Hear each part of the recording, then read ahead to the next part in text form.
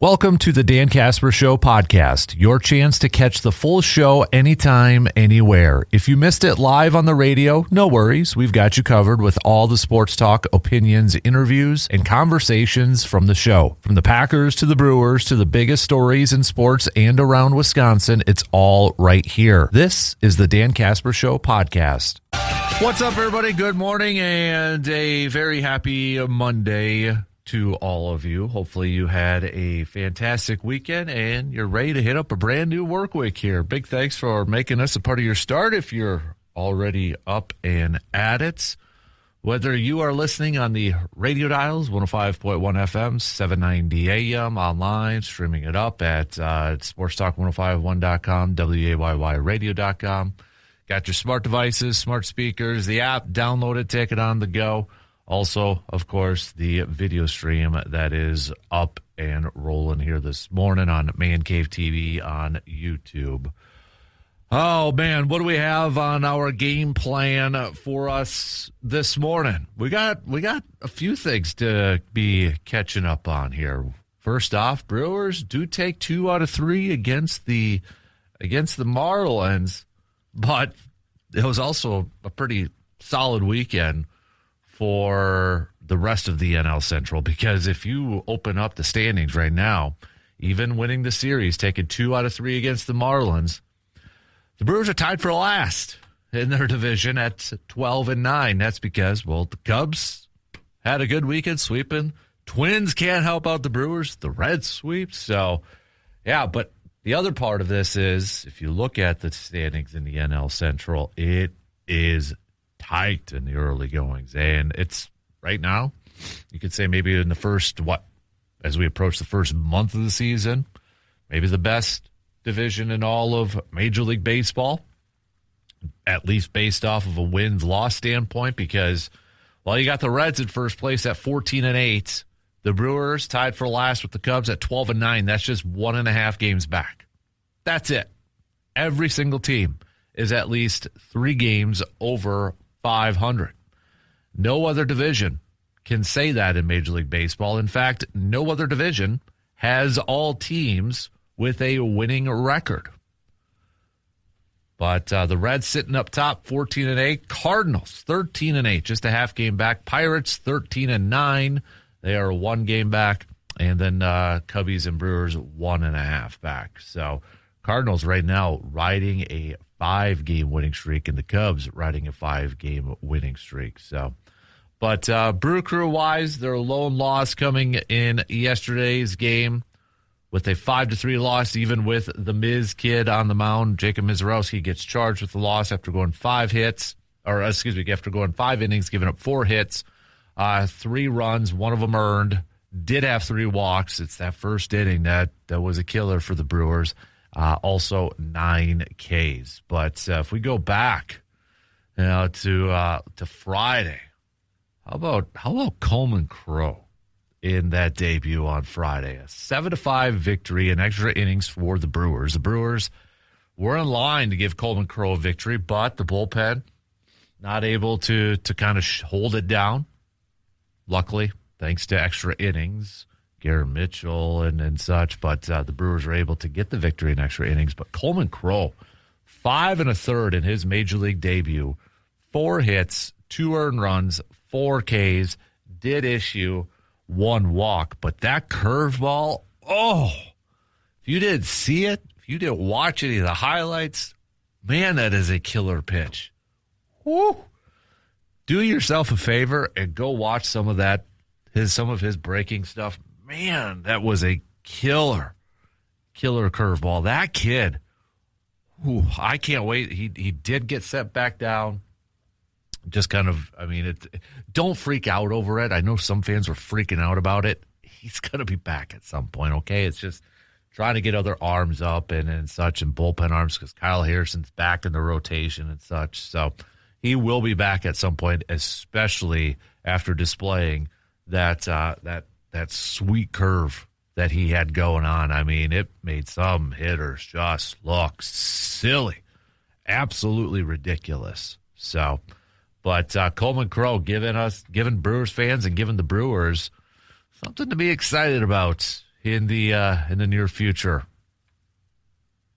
And I mean, gosh, they've got some young talent in this starting rotation. And that was, again, another guy that we really didn't talk a whole lot about in the offseason when we talk about the future. It was Logan Henderson's. It's the Robert Gassers. It's Kyle Harrison's. It's Mizorowski's, Priesters, Chad Patrick's, Brandon Sproats, et cetera, et cetera, et cetera. They're set up. They're set up, man. Saturday, the Brewers did pick up a 5-2 victory. Brandon Woodruff getting credited with the win, so he improves to 2-0 on the season, where he went 7 innings. 7 innings. That's how awesome. How awesome is that? Just to see Brandon Woodruff go 7 innings, man. 92 pitches in 7 innings too. Giving up 1 earned run, striking out 4.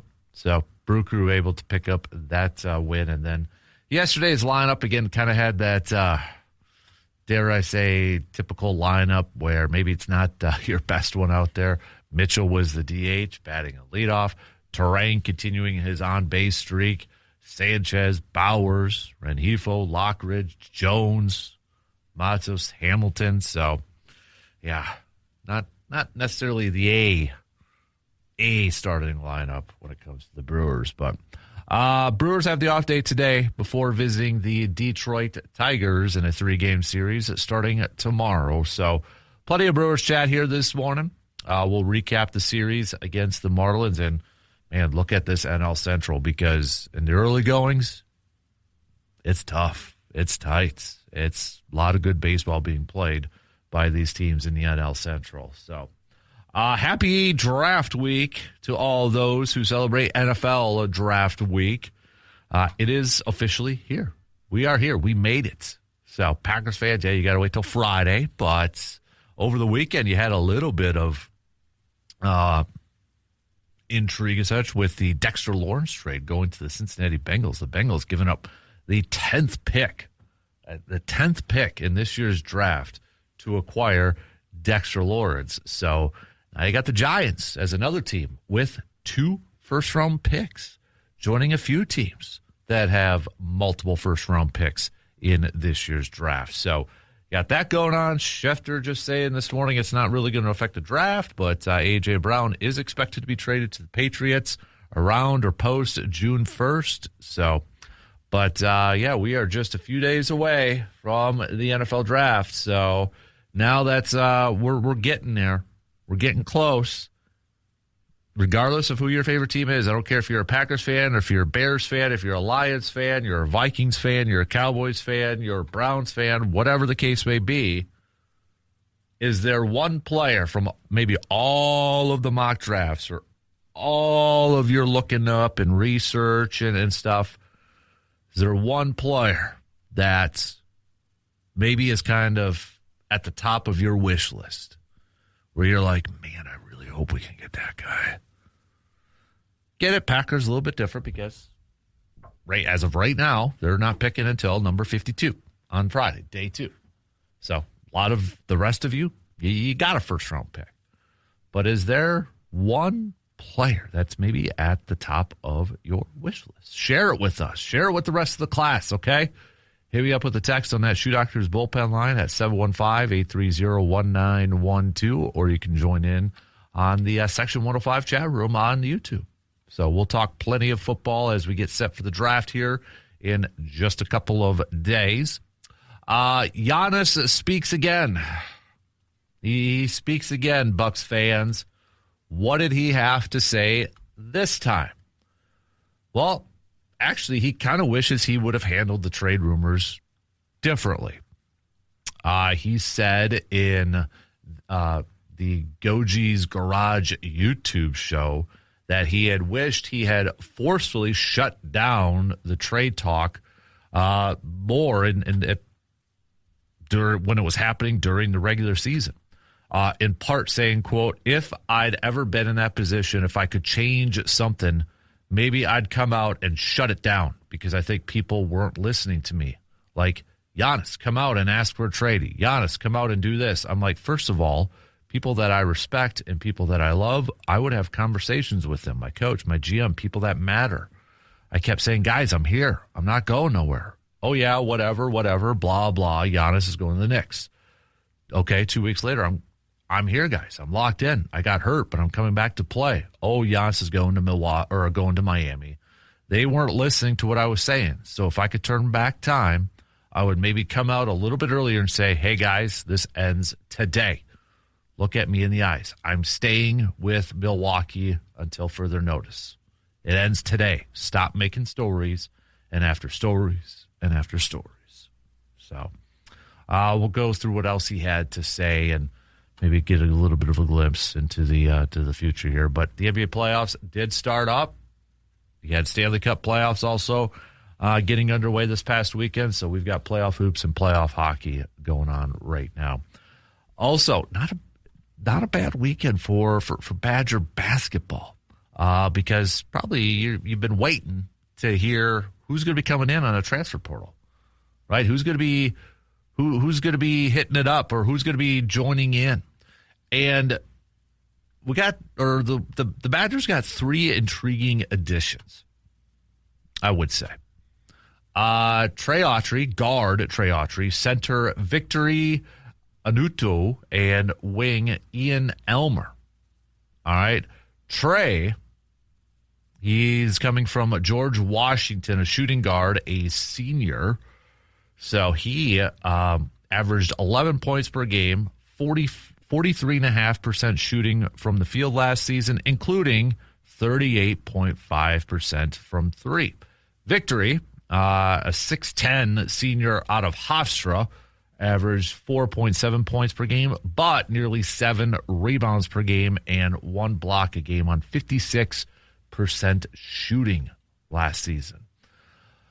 And then Elmer, he is another senior, and he comes from Miami of Ohio. He averaged 12.7 points per game, nearly 6 rebounds per game, and nearly 43% from three. So, numbers-wise, for these three, they look like intriguing additions here for Badger basketball. So, we'll hit that up as well. What is your best and worst from the weekend? Your VFW Post 305, best and worst from the weekend. Make your picks, send them on over. Also, we'll do a little Glory Days brought to you by Summer Jam. And we'll hit up a little local sports roundup brought to you by Carpet City Flooring Center. So, as you can tell, we've got a fully loaded game plan. We're full on up. So let's get things rocking and rolling here this morning. We'll take our first break. And we'll open it up talking some baseball. Brewers, they pick up another series win, but this NL Central, the rest of those teams, they ain't going away. They're not going away right now. It's a highly competitive division to open up the season. We'll recap this past weekend for the Crew and look at this early tight race in the NL Central. Coming up after these quick words. Baseball is here, and that means one thing. It's also brat season, baby. Getting close to summer and such, right? Get those grills out if you haven't already. If you haven't, what the heck are you doing, man? So swing on into Mike's Star Market and stock up for game day the right way. From fresh and a wide variety of flavorful brats that will feed the whole crew. They've got plenty of different options for everybody over there. So whether you're tailgating or you're backyard grilling or you're just catching the game at home, nothing says baseball like brats on the grill. Make every pitch, every inning, and every bite count. That's Mike Star Market in Eau Claire, your home for brat season. All right. Speaking of baseball and such, that's where we're going to lead things off here this morning. Looking back at this weekend for the Brewers, and you win a series, you take 2 out of 3, regardless of who it is. You're good with that, and yeah, we should be good with that as Brewers fans. But if you're looking at the standings and such, may catch you by surprise, just a skosh, to see the Brewers at the bottom of the standings. That's because nobody else in this National League Central will just go away in the early goings here. I mean, come on, Twinnies, you can't help us out and take down the Reds and such, for crying out loud. But the Reds, 14-8, they're to begin their season. They're riding a 3-game winning streak right now because of sweeping the Twinnies over the weekend.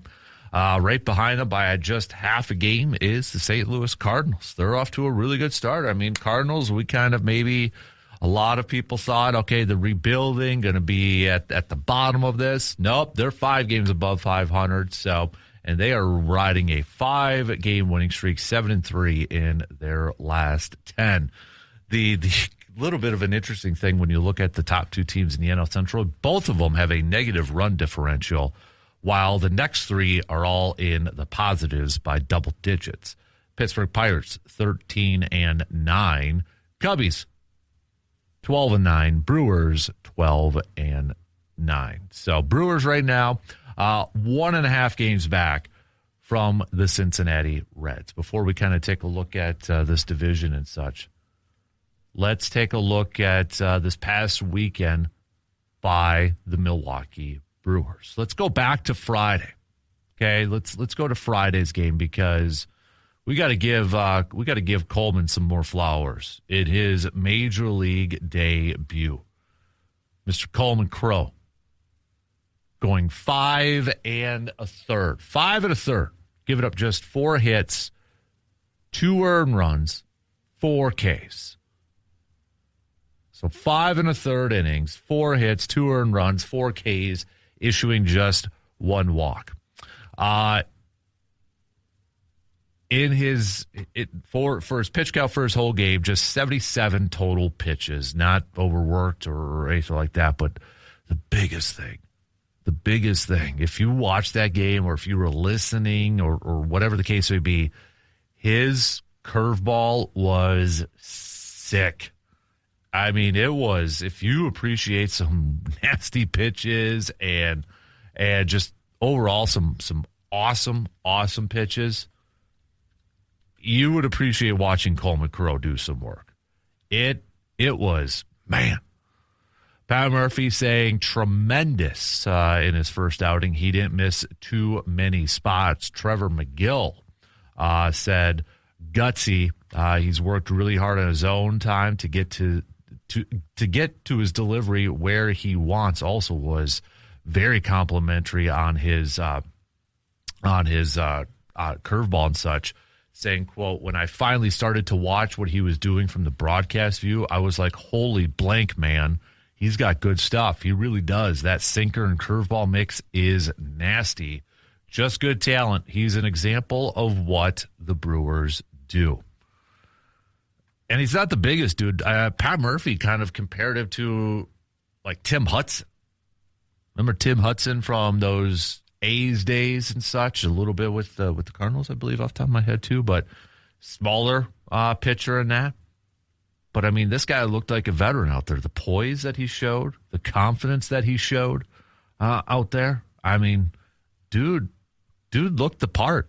Dude looked every part of a major league starting pitcher. And I know people are going to freak out because he was sent back down, optioned back to AAA. He's going to be back. Okay? He is going to be back. Don't worry. If there's one thing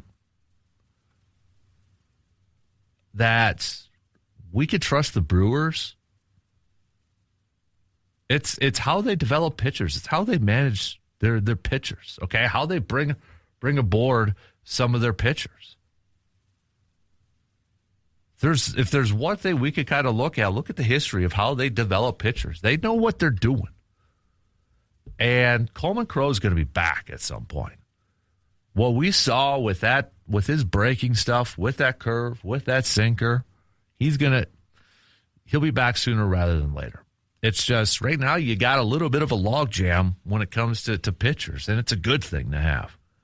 And you got to add this kid's name into the mix for a future starting rotation. I mean, when we talk about, the future in terms of starting pitchers, man, just put his name in there with the Harrisons, with the Sprouts, with the Logan Hendersons, with the Robert Gasser. I mean, this is a team right now on the surface is set up for some pitching depth. Chad Patrick's, we'll see what Quentin Priester has yet to make his season debut and such. So, man, this team has got some really, really young and talented arms. they've got to feel very good about their future. And the way that they develop these pitchers, whether it's in their pitching lab or working with Chris Hook and Jim Henderson, how do you not get excited? How do you not be pumped about what they have with the pitching department? And considering we see what veteran pitchers go for in terms of contracts and such, we know the Brewers are probably never going to be able to afford a big-time, long-term contract with a pitcher. You know, they've done the Aaron Ashby, Freddie Peralta type of deals, and maybe they're going to do that with one of these younger pitchers, but they're set up with some depth, man. And that was an impressive debut and an impressive performance from Coleman Crow. Can you imagine, like, just in the future, you have a start of a Jacob Mizorowski where it's all power and all heat, and then the next day that lineup has to go up against something completely different in terms of all the movement and the breaking of a Coleman Crow's pitches? Have fun with that. They've got a nice mixture of different types of pitchers, different talent levels, different mixtures of what these guys do best. It's a lot of fun to watch. So Saturday, Brewers picked up the 7-5 victory on Friday. They couldn't get the win for Coleman Crow. They got the win, but he didn't get credited with the win. He was in line. DL Hall gave up that home run, and now he's got an ERA this year. Otherwise, he was pitching perfect zeros out there. But Angel Zerpa got charged with the blown save. Uribe comes in, picks up the win. Trevor McGill then locks it down with the save after the Brewers picked up the extra inning win. And then Saturday, Brandon Woodruff. You give your tip of the cap to him because going 7 innings probably wasn't on a lot of people's bingo card. Who's going to be the first Brewer, or, how soon is Brandon Woodruff, I should say, is he going to get to a game where he pitches 7 innings? Because they were so cautious with him, bringing him along slowly, and he goes 7 innings on Saturday, pitches 92 total pitches, very efficient, but 3 hits, 1 earned run. I feel like he likes going up against the Marlins. 4 Ks. Uribe picking up the save after Woodford just couldn't lock it down, just giving up 5 hits in an inning and a third. So Uribe taking it over in the bottom of the 9th there to lock up that save. But a nice 5-2 win for the Brew Crew. They took 11 walks in that game, too. Very patient at the plate. Mitchell taking 3 walks, for crying out loud. When Garrett Mitchell's taking 3 walks, yeah, there you have it. But Terang collecting a couple hits, including his 4th home run on the season. So the Brewers secured the series win on Saturday, and then yesterday's game, even with Jacob Mizorowski on the mound, Brewers not able to get the sweep. Mizorowski, 5 innings, 4 hits, 1 earned run, 9 Ks, but 3 walks. It was that first inning that put him in a hole early, and the Brewers just not able to get out of it. Inched a little bit closer, putting up a run in the 6th, but the Marlins followed it up by putting up 2. Brewers making things a little bit more interesting, putting up a couple runs in the 8th, thanks to Gary Sanchez, but Marlins able to lock it down. So Terang picked up another hit to extend his on-base streak. Bryce Terang so far, 70 ABs. What he has done so far this season, 4 home runs, 14 RBIs, 6 stolen bases. He is hitting 300, an on-base percentage of a 437, and an OPS of a 1.008.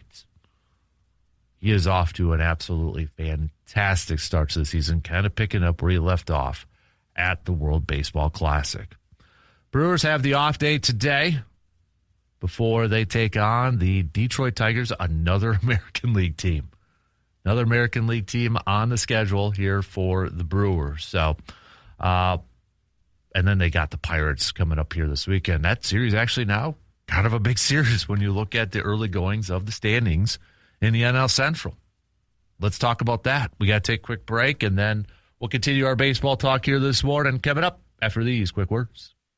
With spring rolling into the Chippewa Valley, it's time to get back outside and enjoy the season. And whether you are heading to the range or getting ready for hunting season or just gearing up for some time in the great outdoors, Tilden Gun is your local stop for selection, service, and expertise. They offer a wide range of firearms and accessories along with a knowledgeable staff who can guide you and help you find exactly what fits your needs. No pressure. Just straight answers and real guidance. It's about making sure that you're comfortable, confident, and getting ready for your next outing.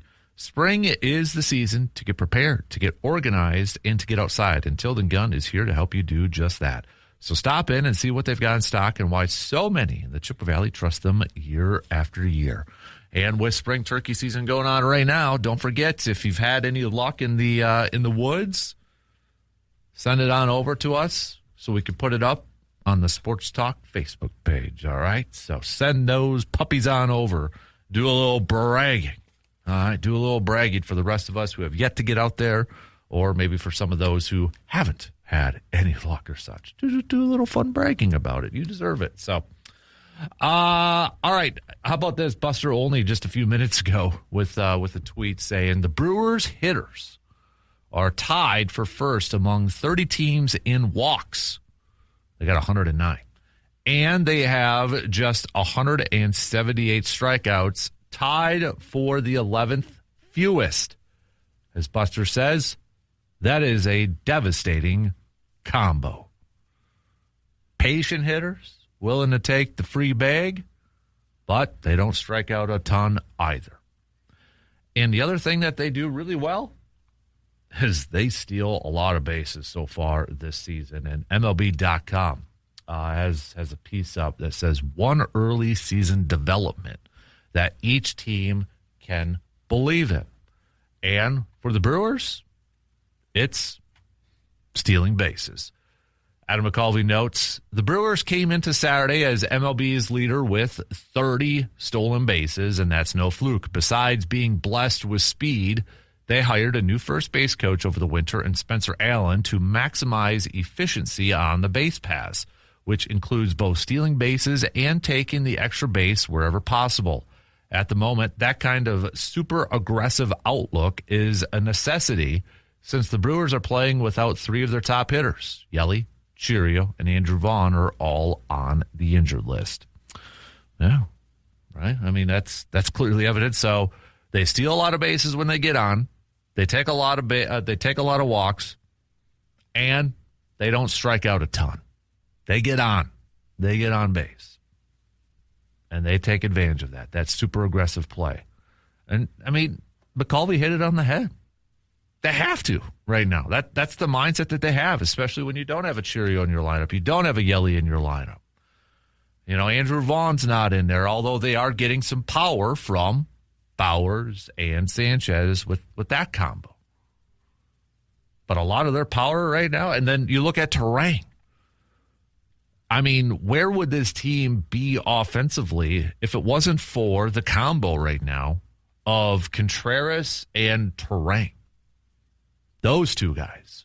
I mean, those two guys have really been carrying the load and not taking anything away from Bowers and Sanchez because they have provided the power and the pop. But when you want to talk about like consistency from an offensive standpoint so far in the middle of this lineup, it's Terang and it's Contreras. Contreras so far this season, he is hitting .301. He's got an on base of a .393 and his OPS is an .859. And we mentioned Terang's numbers a little bit earlier, but just to refresh it, Terang 300 batting average, .437 on base, and a 1.008 OPS. What those two guys are doing right now in the middle of that lineup, whether they're hitting, you know, Terang beginning the year as a leadoff, from now in that 3 spot, Contreras 2, 3, 4, wherever he's at, man, where would this team be without those two guys in the lineup? Where would this team be without these two guys kind of leading the charge from a consistency standpoint? Man.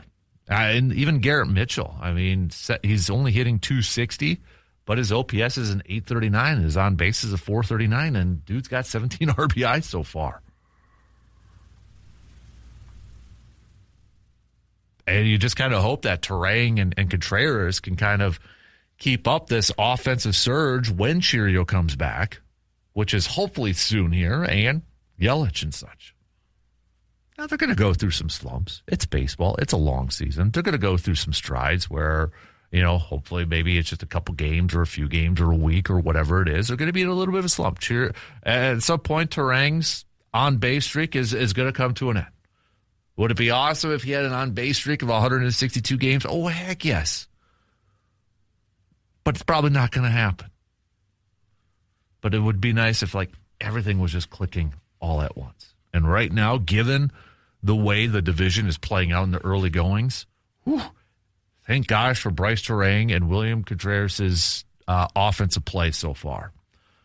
Because this division, this NL Central, if there's any early indications, this is going to be a battle throughout the season. A lot of baseball has to be played. We're not crowning division champs. We're not crowning anybody at the end of April here. But this is early goings, early first impressions. There's no question the NL Central is, right now, from a win-loss standpoint, the best division in all of Major League Baseball, top to bottom.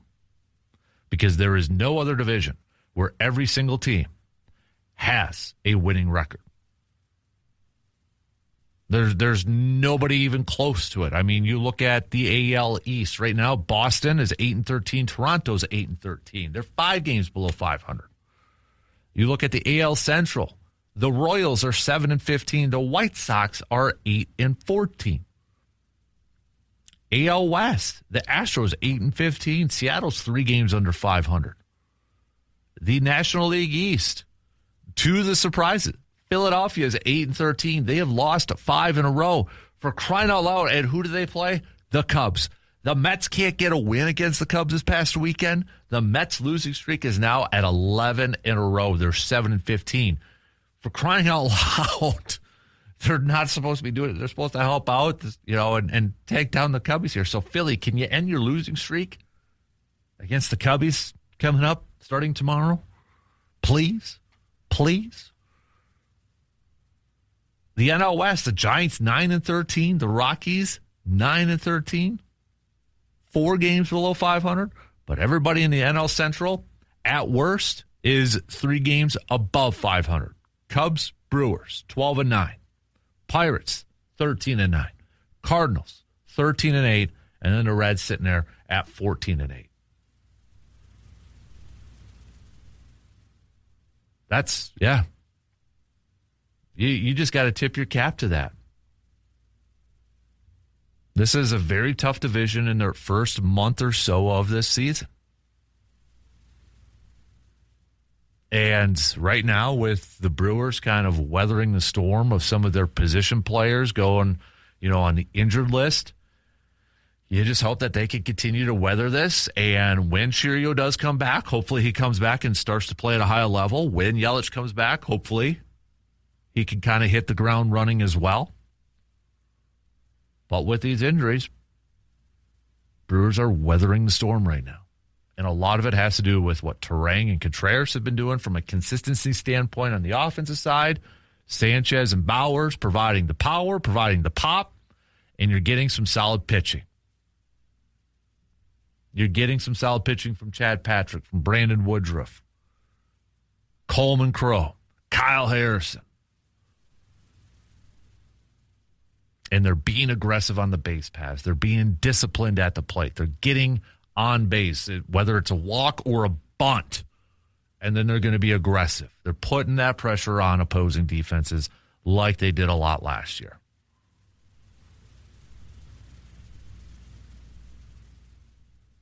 And the weird thing is, too, with this division, again, numbers are kind of all over the place considering, we're only about a month into the season.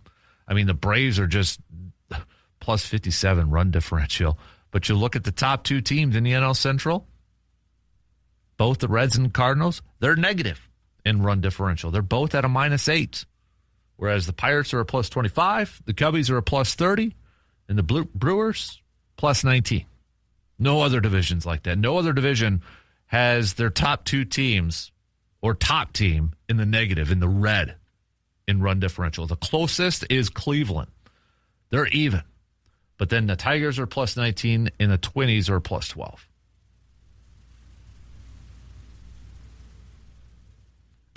All right, we got to take our final break as we start to wrap up the first hour. Coming up next hour, we'll hit up a little NFL draft talk as we are just days away from the first round. If you're a Packers fan, you got to wait till the end of the week unless the Packers surprise people and move up. But I don't care what fan base you are a fan of, or I don't care what team you are a fan of. I don't care what fan base you are a part of.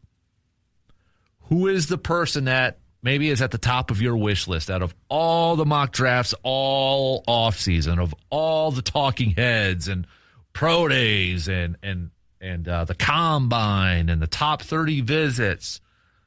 There's got to be a name or two that has maybe creeped up towards the top of the list, top of your wish list. There's got to be that name where it's like, man, I'm falling in love with this person. I would love to see my team get them. Packers, you might be a little bit different because you got to wait till Friday. You got to wait till round 2. But is there a player, or maybe two players, that have topped the list of your wish list? We all have them, or we should. I've got a couple of them, but I'm not telling you mine right now until I get to the mock draft that I'm going to do at the end of the week here. Along with, we got Brandon doing a Vikings one. We've got Tom from across the pond, our Detroit Lions fan. He has done a Lions one. And we got a Bears one coming here, too. Although, my Bears fan, if you're listening, I need a couple more picks on there, too, or at least give me some other positions you want addressed. So that's going to be coming up a little bit later on. Probably, maybe I might do it. You know what? Maybe it'll drop tomorrow or Wednesday. We'll see. But we're going to talk a little bit about that. Plus, we've got Bucks chat, Giannis speaks again, and Badger basketball with some intriguing new additions to the transfer portal. So we still have lots to get to. We'll take our final break for this hour, and we'll be right back after these quick words. As the fields come back to life, it's time for spring sports in the Chippewa Valley. Whether you are stepping up to the plate or hitting the track or getting back on the field, make sure that your body is ready to perform. At Chippewa Valley Orthopedics and Sports Medicine, their team specializes in keeping athletes of all ages healthy, strong, and in the game. From injury prevention to expert care and recovery, they've got you covered every step of the season. So don't let pain keep you on the sidelines. Get back in the game with confidence. Chippewa Valley Orthopedics and Sports Medicine, helping you move better, helping you play stronger, and staying in the game. Just a few minutes left at the top of the hour, so hit me up with your VFW Post 305 best and worst from the weekend. All right, what was your best and what was the worst from the weekend sports-wise? A little bit later on, we'll do some Glory Days. We've got some local sports roundup brought to you by Carpet City Flooring Center, too. So we'll hit those up coming up a little bit later on. Giannis speaks again. This time, he was on the Gogi Garage YouTube show? Gogi Garage YouTube show. But now, hindsight 2020, but he admitted that he probably would have done things differently during the season with all the trade talk. This was a couple of quotes from him during his appearance. One is that this was the first time that it was real. Yeah, it was a lot. And I'm not saying that it was real that I wanted a trade. It was just, bro, everywhere I went in the street, people would tell me, don't leave, don't do this, please stay. It was real. Back in the day when I was younger, 25, 24, they would always say this stuff. But then maybe like a week later, it'll turn off. They would talk about a different story. This year, every day, social media, turn the TV on, First Take, ESPN, blah, blah, blah. It was Giannis, Giannis, Giannis, Giannis, Giannis. If I'd ever been in that position, if I could change something, maybe I'd come out and shut it down because I think people weren't listening to me. Like, Giannis, come out and ask for a trade. Giannis, come out and do this. I'm like, first of all, people that I respect and people that I love, I would have conversations with them, my coach, my GM, people that matter behind closed doors. I kept saying, guys, I'm here. I'm not going nowhere. Oh, yeah, whatever, blah, blah. Giannis is going to the Knicks. Okay, 2 weeks later. I'm here, guys. I'm locked in. I got hurt, but I'm coming back to play here. Oh, Giannis is going to Miami. They wasn't listening to what I was saying, right? So if I could turn time back, I would maybe come out a little bit earlier and say, hey, guys, this ends today. Look at me in the eyes. I'm staying with Milwaukee until further notice. It ends today. Stop making stories after stories and after stories. And honestly, this fits what I think a lot of us Bucks fans were saying when this was all going down. Because what was one of the most common things that we as Bucks fans were saying? Giannis, say something publicly, right? Just come out and say something so his teammates don't have to answer for him or the coaches don't have to answer for him. Come out and say something. Say something publicly. No, it probably would not have completely ended the speculation or ended the rumors or reports or narratives, whatever you want to call them. But I think this was something that a lot of Bucks fans wanted to see. And right now, at least, from what Giannis had to say there, it sounds like he wishes that he would have done exactly that. Would it have made a difference? Honestly, probably not from a social media, internet, or talking head standpoint, but maybe it would have made a difference within the locker room and within the team if it would have been more publicly acknowledged that way. But again, we'll see how the rest of the offseason plays out here. All right, shot clock's going to cut me off. So coming up next hour, we'll talk a little NFL draft as we get set. We are just days away from the NFL draft officially kicking off, and we've got teams with multiple first-round picks now after a big-time trade over the weekend.